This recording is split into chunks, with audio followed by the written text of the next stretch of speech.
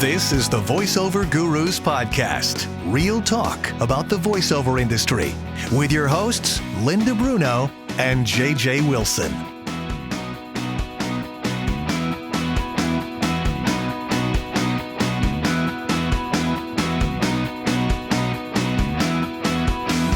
It helps in certain situations. In certain situations, it doesn't. And I actually use that as a justification to buy brand new ones. So there you go. Everybody good? You good, JJ? I'm really good, Linda. Fantastic. Well, welcome back to another episode of the Voiceover Gurus podcast. Hello, JJ Wilson. Hello, Linda Bruno. How you doing? I'm doing really good, especially because we had a really fun time at our script breakdown class. Oh, that was pretty awesome. So we did that in was April. Pretty awesome. And can I tell you just very quickly what that did for me? I was working on an audition the other day, and I went, and I played it back, and I went, now wait a minute. You know, because you and I have been doing this forever, and we get in the habit of just banging these things out real quick. And I went, maybe you should actually read the copy first and maybe figure out what's going on. Mm-hmm. And then I played the two reads back to back, and oh my Lord. Different. And I bet you I start booking more jobs now. That's the goal. That's the goal. So I learned from all this. Yeah. Well, we had a great time with it. We're actually doing our next one on the 17th of this month, May. Oh, I can't make that day. Yeah, well, you better. 17th of May, if you care to join us. It is a 2.5 hour long class. It does start at 1 o'clock in the afternoon, Eastern Standard Time. But yeah, so I want to talk about that. But we have a special guest today. Proctology report then. Sure. Okay, we have a special guest today. We're going to talk about some marketing here with a fellow voice talent who spent many, many years in the marketing world. Hello to Rob Carbone. Howdy. Howdy. Yay. So tell me your background again, Rob.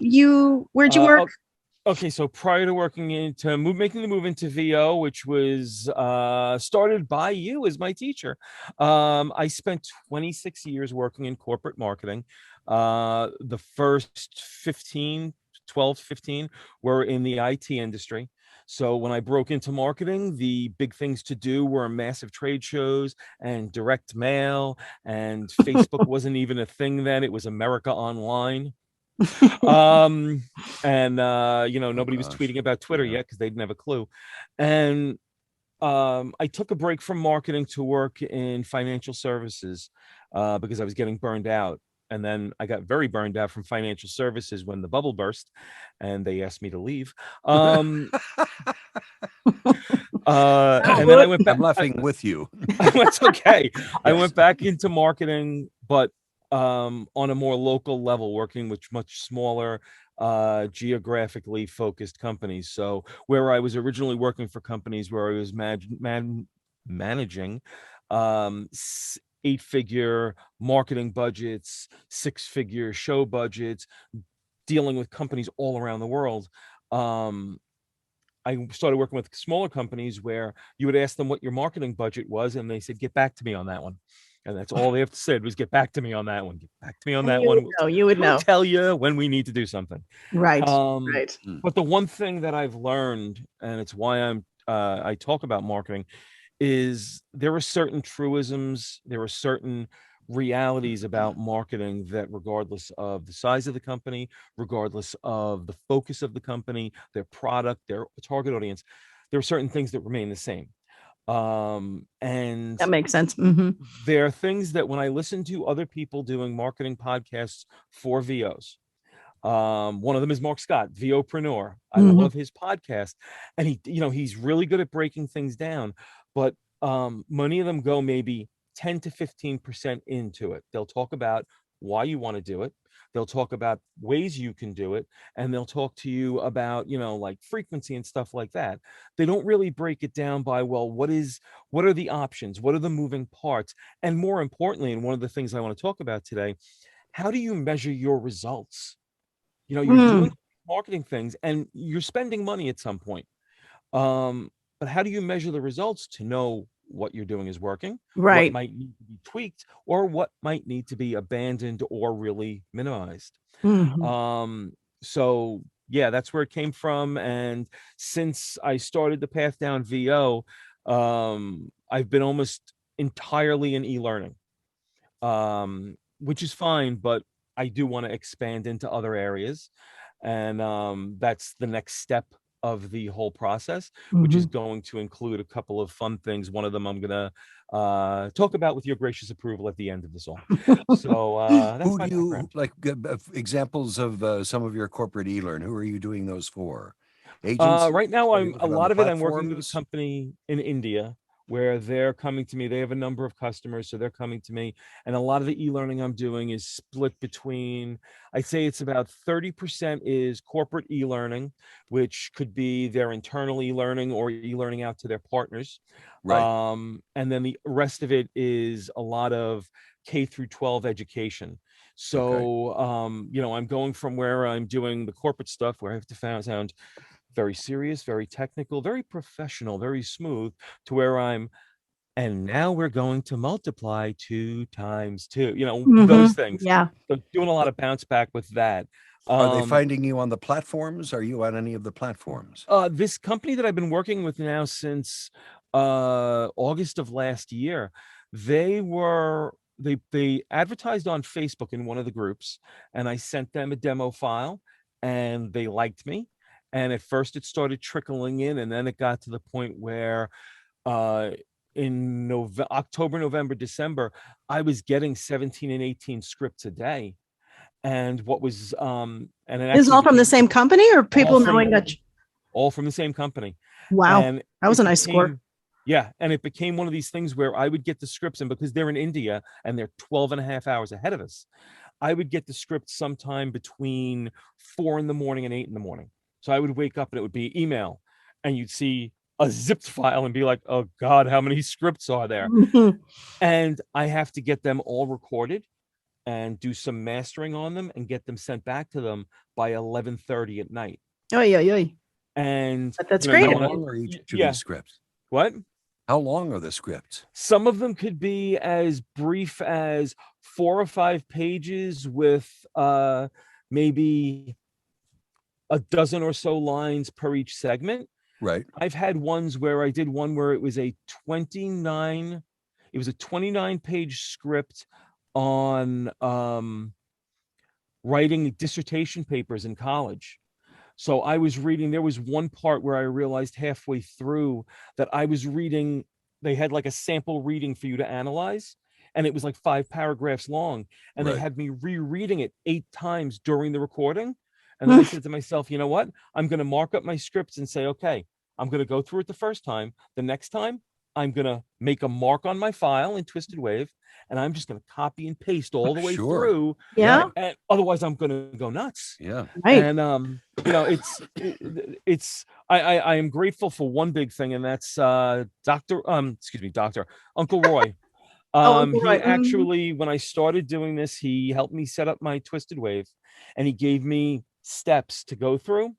And at first it was like I'm reading it off a sheet, and now I'm at the point where I'm doing it all by memory. I'm flying through doing this stuff. I know I can edit it really That's quick. great. Yeah, that's the point you want to get to. And now I'm getting ready to move over to audition. So Okay. Hey, that's what you do. You grow. Now, you said that they advertised in a Facebook group, or they posted looking for talent? they posted looking for talent Gotcha. to audition, and I took a chance.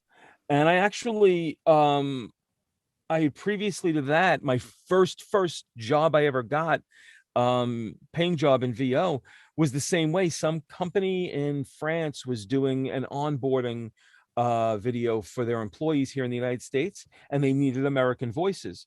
And funny story, they've got the people who you're auditioning for, and one of them was for a man in his 50s. And I'm like, okay, I'm in my 50s, let me do it. So I did it, and they came back and they're like, well, we like your voice, but we'd like you to audition for a different part because we think this one's too old for you. I'm like, what? So they send me the thing, and it's for a guy in like his late 20s, early 30s. Because And I'm that's what like, your voice can pass off. Yeah. Mhm. okay. And after I got done recording it, they're like, that's great. And the guy who was like working as the talent organizer, I said, you want to know the dirty little secret? He goes, what? I go, I'm about to turn 55. And he's like, what? I'm like, yeah, I'm about to turn 55. You got me playing a 30-year-old. Right. Yeah. So I found one of those, that one through Facebook. I found the company I'm working with through Facebook. The first big job I got in e-learning, somebody actually found me in LinkedIn. And it was really weird because they contacted me, and I was working a full-time job at the time. And I look and they're like, oh, do you do VO? Do you do e-learning? Do you have any knowledge of law enforcement and legal stuff? And I'm like, well, I do VO, I can do e-learning, and my whole family was police. So yeah. And I ended up responding. I was going back and forth with this person, and it turned into um, a 2-module. Each one had 22 separate submodules for Temple University's School of Continuing Education. Cool. And it was like, I'm like, okay. And I hadn't taken the lessons with Monique Bagwell to tamp down the New York in my voice.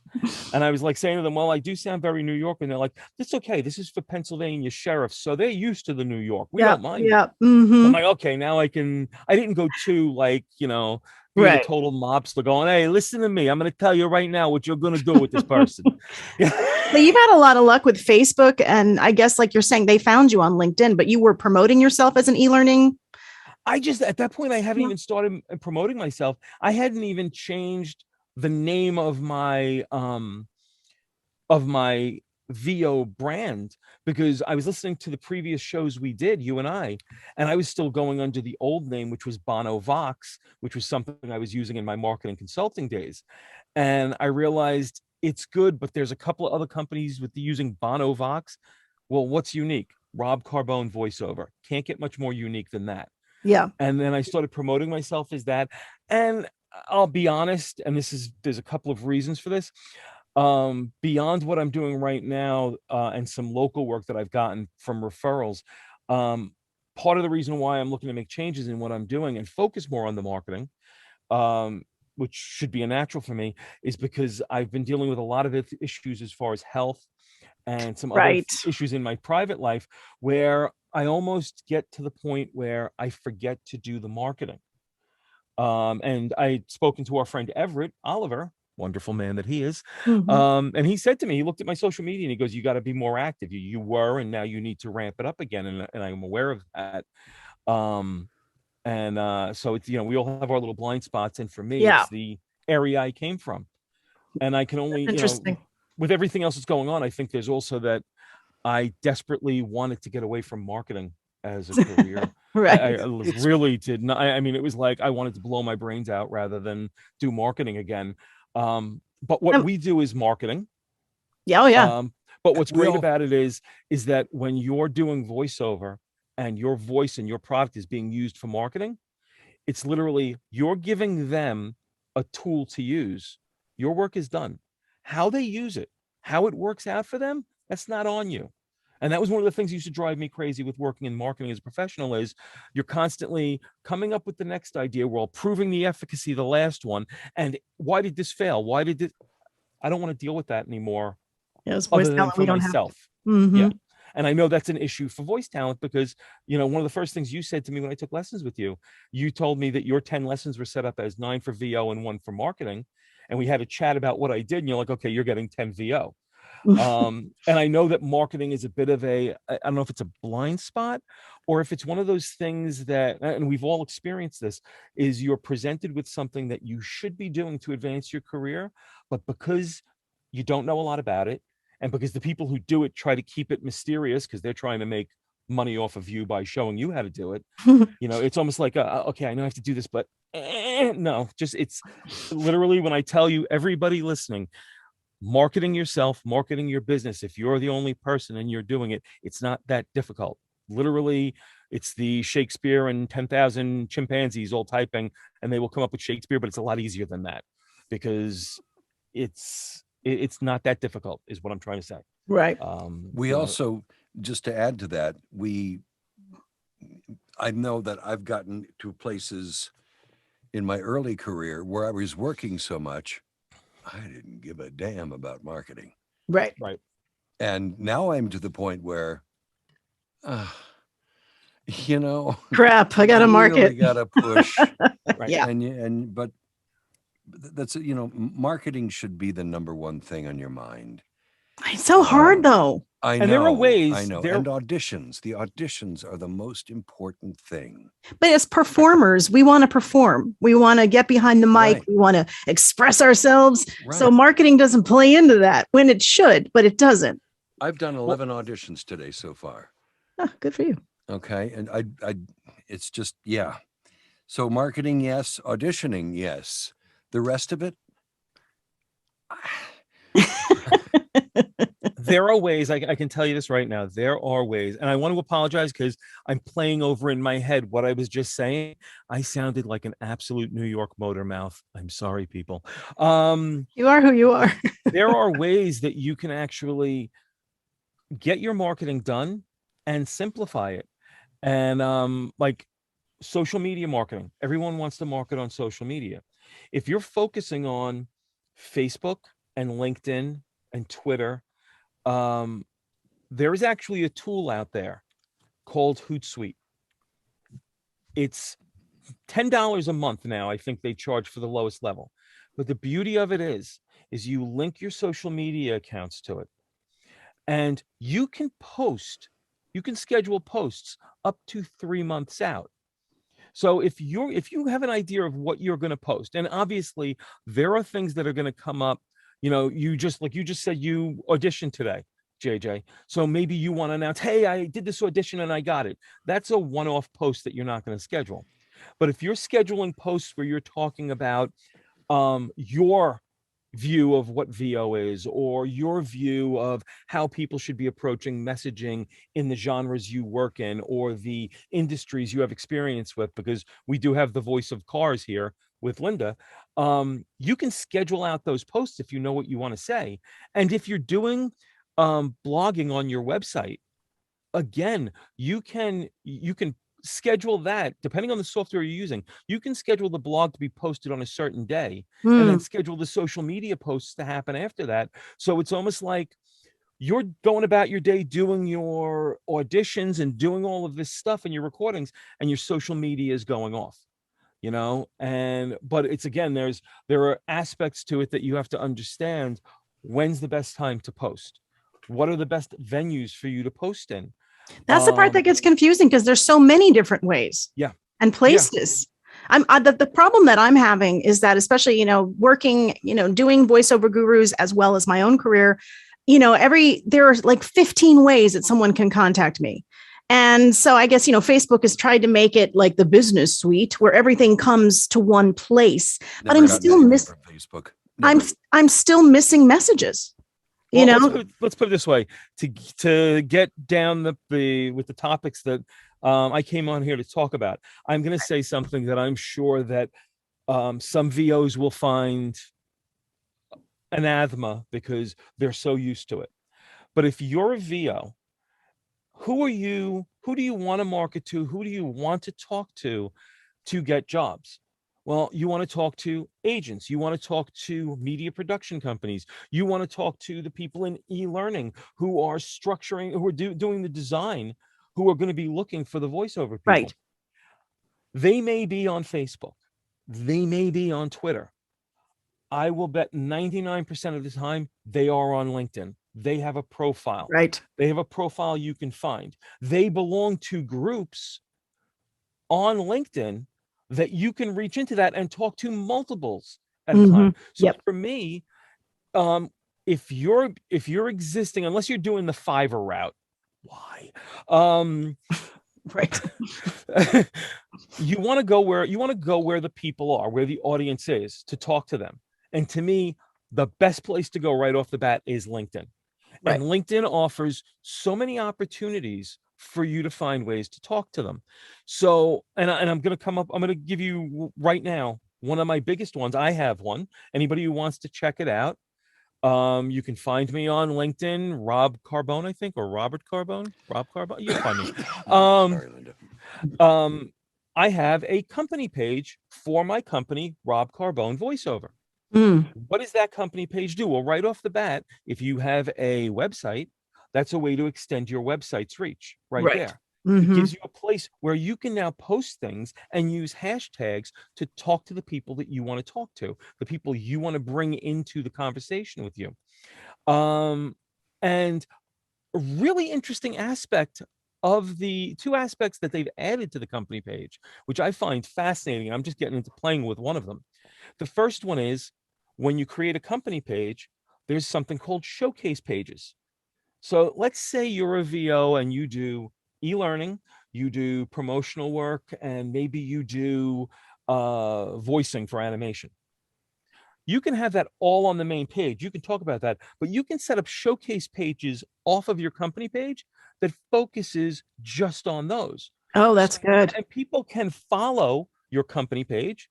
They can follow your showcase pages. So if they're just interested in e-learning, they can just follow your e-learning showcase Ah, page. that's great. And now, and you segregate out what you're going to share, Right. and you post it up there. The next thing is that they just added recently, which blows my mind, is you can put up a contact form on your company page on LinkedIn. Oh, wow. All you need to do is have a privacy page on your website, which we should all have anyway, because anytime you ask someone to fill out a form, you want to let them know, I am not selling your data down the line to someone else. But you can set that up now, and now you can have a form on there. You can do that on Facebook too, using another tool, but which I'll talk about at another point. But you can set up a page for people to, oh, I like what this guy's doing. Let me fill out this contact page right here. Because one of the aspects of LinkedIn is you can communicate with people, but you can only, some certain people who become paid members, you'll see that little in the blue box next to them, a little bug. That means you can only really talk to them if you're a member. And what they do is when you sign up, they give you the ability to send 10 what are called in mails, Yes. which means talking to those. When you become a member, it's unlimited. Being a member is about $40 a month, but that's something that you need to budget for in your marketing budget. Right. And then I use those in mails myself when I start to get serious about it, because I'm a member, but I'm legacy. So they keep me at a certain rate, which is great. But I think I get 40 in mails a month. Right. The ability to reach 40 people. And it's been really great for me, because that's exactly the way that you directly find who you need to find to hopefully potentially hire you. Right. And the in-mail is that little door. I mean, not that, it's a percentage thing of who answers you, but you send off that in-mail and I have the link to my VoiceZam page and boom, they can hear my stuff immediately. Right. Yeah, exactly. Could I play devil's advocate for a minute? Sure. But the way Linda feels that there are 15 different ways to reach her, the people on LinkedIn are probably sick to death of the voiceover talent doing these 2-minute skits on, well, here's a character voice. Oh, yeah. Yeah. I mean, pretty soon they're going to get sick of looking at those. Well, the thing is that I'm sick of it. Here's the thing. There is an Facebook audience. is nuts. There is an audience for all of that content. LinkedIn gives you the ability to focus on that audience. Yeah, I know. I'm on LinkedIn. Yeah, so now I've never booked a job. If you never use booked a job on LinkedIn. Well, if you use the showcase page. Yeah, it's more for promotional. Yeah, you do an animation. You don't have to put that video of you, those videos of you doing all those different impersonations. That doesn't go on your profile. That doesn't go I know on the that. main page. My point was that they are as tired on their end as we are on our end. Oh, yeah. Okay, they're sick of seeing everybody and their mother, 90% of them who are promoting themselves on LinkedIn. And pretty soon they just go, you know what? I got to find someplace else to find these people. It's getting ridiculous. And I find that mostly with Facebook right now. It's just everybody and their mother is giving us lessons. And, they're talking about, I don't want to say this because I read it this morning and it was just like, hello, one of the things that just don't forget the basics. Marketing is number one. Do the auditions. That is how we get the work in the day and age that we are in. Right. Market to the advertising agencies. Who is your creative director? Right. Is what you should say, because they're usually in charge of the hiring. Production studios, great. Who hires voiceover actors? And otherwise, join a platform. I've just been hitting the platforms lately. just for fun. I've got my normal clients I've had for 30 years, but I decided, you know what, let me try some new stuff with these people. And I've done like 27 auditions in the last 3 days. Wow. But if I was busy making a Facebook video on, I know. Yeah. senseless. But yeah, there's a lot of people. One of the things that drives me crazy about Facebook too is the people who, and we've all seen it, and I know just from seeing the comments that are put up that there's a lot of fatigue to it, are the people who come in and they're I'm going to use the term well-meaning amateurs. right. And I say that good. because they're the ones who appreciate.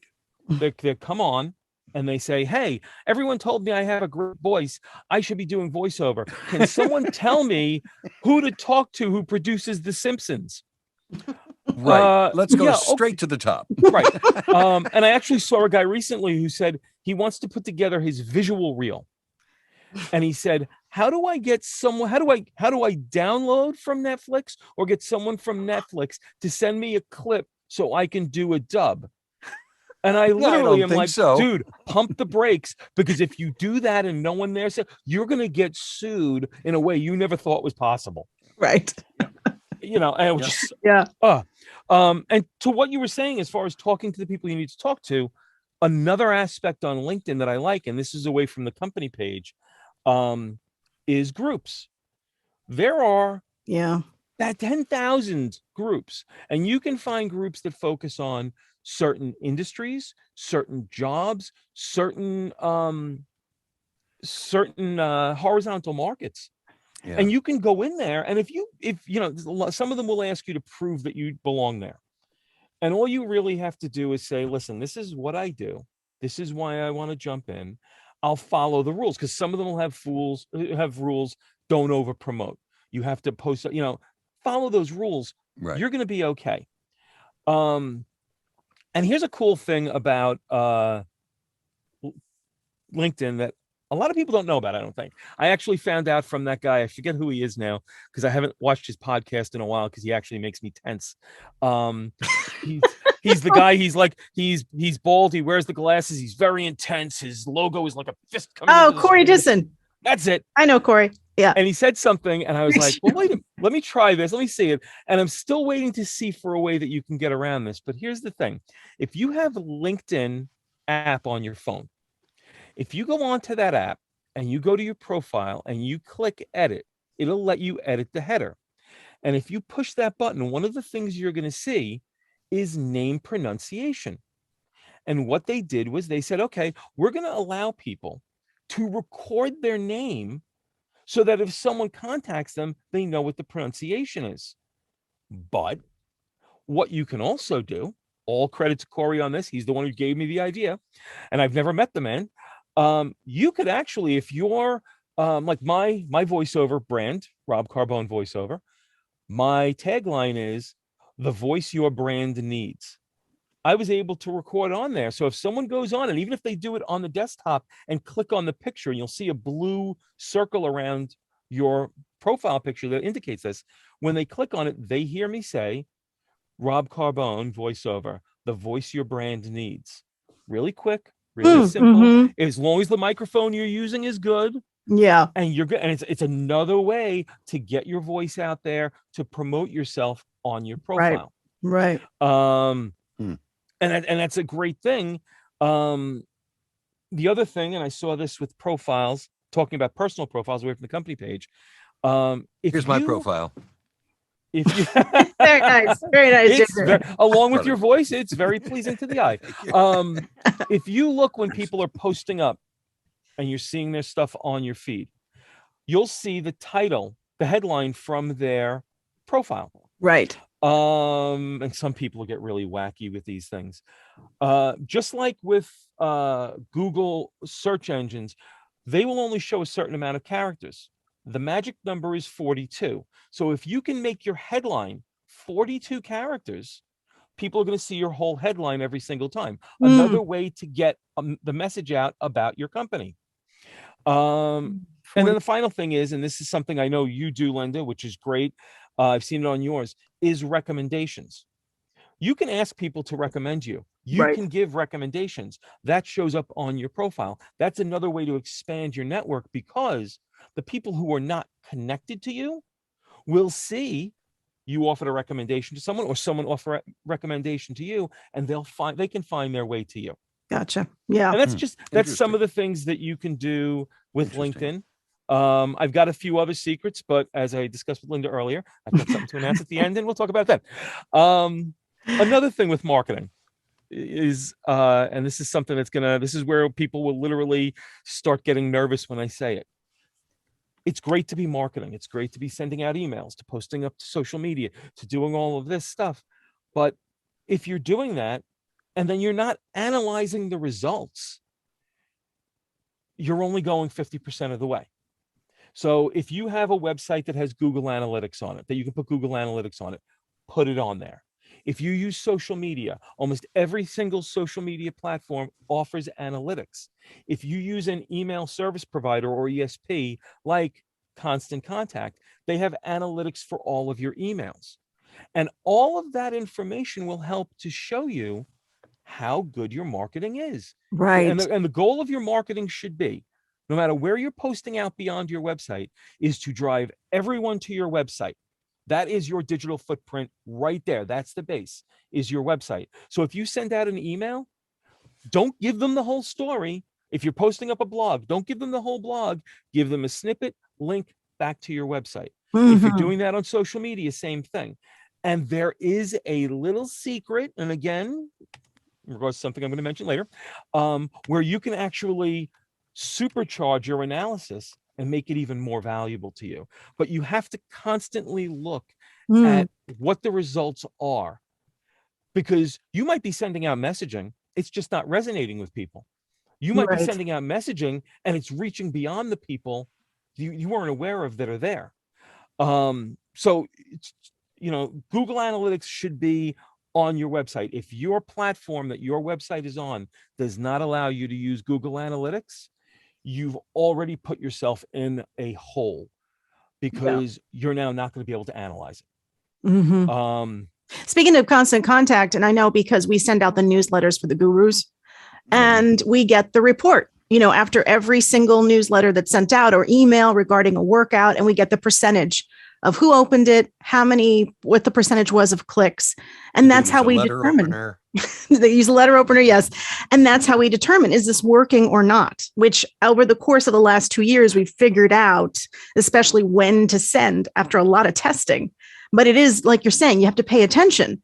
Who are people reading this? Do people even care? You have to continually look at that and analyze it, because otherwise you could be wasting all this energy on an avenue that doesn't work. As I said, there's this other trick that I will discuss at another time, where you can literally make it so that not only do you see the analytics of what the person is doing in your email, and you can go over to your Google Analytics and see what pages people are going to, but there is a trick, and it's a known trick, but if you don't delve into the techie area a little bit, you're not going to know, where you can actually track, okay, this person clicked on this link, let me go over and see what else they may have done on my website. And you can see the other pages they were looking at, what they stayed on longer, how quickly they jumped off. That's great. You can see in Google Analytics, there's a thing called frequency and recency. And what frequency and recency does, it shows you how many people came to your website once, how many people came to your website 15 times, how many times they came in, how many pages did they look, how deep did they go? Right. And these are all things that, while they're not really granular specific where you can identify people, it helps you to make better decisions, like you said, Linda, about when to send the email. And here's something that I don't know if you know, because you use Constant Contact. Does Voiceover Gurus have a Facebook page? Yes. Okay. So did you know, you probably did, if you sent out an email on the Voiceover Gurus, you have X number of subscribers. Mm-hmm. But let's say there are followers on Facebook who don't subscribe to the email. Right. There's a functionality where a week after you send out the email, Constant Contact will post the email your Facebook, You have to do that. and people will see and they'll be like, oh wait, I can sign up for this. Yeah, I don't engage Facebook, the Voiceover Gurus Facebook page. We have a community, a Right. separate community, Lovely. We have trees, which is great. a pond. But the main Voiceover Gurus page, I just don't pay that much attention to. Sandy and I should say, but we should, like saying. Right. And what's nice about it is like I said, with Constant Contact, when you're setting up the email to go out, you can say, you can set it up so that there's functionality in there that, okay, in 3 days, resend it to the people who didn't open it. Right. And then in 5 days, post it to social media. So you don't even, you send it once and you set it all of these other steps that are going to go through. I don't know how much time we have left.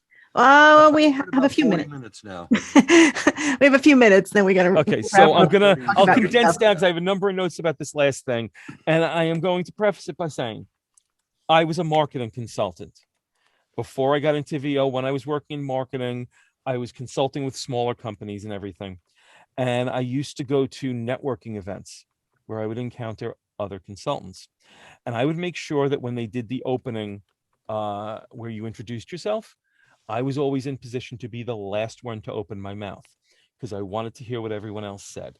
And I used to go crazy when I would see the marketing consultants would get up. They know nobody in the room. It's their first time there. I guarantee you, if you work with me, I'm going to help you increase your sales by 30%. Or I'm going to help you increase your leads by 30%. And I would wait until the end and I would say, so I'm a marketing consultant. Unlike my counterparts here, I am not going to guarantee you those numbers because, to be honest with you, I don't know you from Adam. I don't know your business. So how can I guarantee you those things that I don't know yet? What I will guarantee you is I will put you in the best position to realize increases like that, but you got to put in the work. Right. What is that all down to? Beware the magic pixie dust. There is no special sauce. There is no, you're not getting beans and you're going to grow a beanstalk that's going to lead you up to marketing nirvana for voiceover. There are people who will be out there and they will make you promises. And if they don't know your industry, how can they come through on those promises? They might get lucky and get halfway there. When they start making you very specific promises, red flag, start to ask questions. Or when someone starts talking using a topic that you don't know, red flag. You automatically, before you engage in them or anything like that, seek out other people, other marketing people, other VOs, and ask them, have you ever heard this? Have you ever done anything like this? Because people will make you promises. And if they think that they're spinning you a lovely story and they've got you drawn in, keep in mind one thing about marketing consultants. And this is all businesses. Salesmen. Exactly. All businesses, their number one goal is their own profit margin. When you're talking about offering a service to help someone grow their business, their first priority is them making money. You making money afterwards, So ask questions. Right. Which just makes sense. That's just smart. Who else have you worked with? How long have you been offering this service? Do you have statistics to show what this? Can I speak to your other customers? Can I? And if they start hedging on that, it's a red flag. Right. It's a red flag. And that makes sense. And I'm going to use an example, and I'm going to talk around the edges here. I recently heard a webinar that was shared by a fellow VO that he was on. And the person was talking about, they were using a term that in the marketing world is very well known, but he was using it not exactly the way it means. And he was making a suggestion about how to market yourself as a VO. We as VOs know that our number one marketing tool is our demo reels, is the samples of the work we've done. Right. When they start talking about creating a new media for you, and it doesn't sound like it has anything to do with voiceover, huge red flag, because the number one marketing tool is our voices. It's those demos that we paid $500, $1,000, $1,500 to have mastered so they sound perfect. Pick the right scripts and everything like that. If they're not going to use that tool, What's the point? What are they talking about? Oh. What are they doing here? Yeah. And it's, believe me, I know there are marketing consultants who, if they hear this, they're probably going to be like, well, he doesn't know. I've been in the marketing game long enough that I have seen the good, the bad, and the outright brutal. And I've been forced into some of those by people who didn't understand marketing. And I had to take my marching orders and do it, even though I told them, listen, this is not a good idea. Well, we're going to do it. That's what we want to do. We're the product manager. This is what we want to do.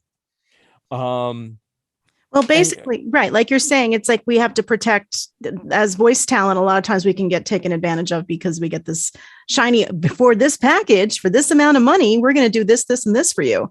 And, if it sounds too that you can't live up to, if it sounds too good, it probably is, and this is the reason why I'm sorry, I didn't mean to cut you off there. When I talk about marketing to people, and when I've done this in the past, the first question I ask is, do you have a budget? You have to define a budget. Even if you are brand new to the industry, you have to have some sort of budget for marketing, because the only way you can truly measure the success of your marketing is the return on investment, or ROI. It doesn't have to be a massive budget. The J. Michael Collins of the world can probably dedicate $50,000 to marketing and not blink an eye. He's been doing the work long enough and he's got an income that justifies that. But if you're making, and this is the again, talking about marketing best practices, which is going to be something I'll explain another time. You have to set a baseline of what you will invest in, because again, when you purchase a website and you're going to build it, when you're going to invest in subscribing to do social emails, when you buy some of these tools to help you with your social media, these are all expenses that you have to weigh your results against. And the other thing is, here's something that I'm sure a lot of people wouldn't think of when setting up a budget for marketing. When you're marketing, you're not making money as a VO. You're marketing. You are an employee of your business. You're your own employee. Right. And every time you do an hour's worth of work, you need to apply a dollar amount to that, because that's part of your marketing budget too. Oh, interesting. That's where you come up with the true value of it. That's why one of the best practices, which is a big thing with me, is once you understand what you're going to do in marketing and you have a budget, you can figure out and say, okay, you know what? I spend 2.5 hours a week doing marketing, and that's at a value of $75. I'm going to add that to the bottom line. And when you do your ROI or your taxes, you're able to say, well, I made a profit. I broke even. What am I doing wrong? Am I spending too much time in marketing because I need to be better organized? And then I can reduce that outlay of my time, which has a value to it. Yeah, that makes sense. Is this the stuff you're going to be talking about on your podcast? Did you want to mention the podcast? Drop the bomb. Sorry, because we have to wrap up. No problem. Actually, yes. So I am launching a podcast in the next 3 to 4 weeks. It's going to be called the DIY Marketing Toolbox. And it's going to go a little bit deeper into all the different marketing activities. It's going to talk about some things a lot of people never maybe considered, because everything is so digital. And it's also there's going to be a lot of emphasis on what I call best practices. And I actually asked this question on Facebook, and our friend John Ciano was like, when I hear best practices, I think corporate. It makes me nervous. There are 2 levels of best practices in the business world.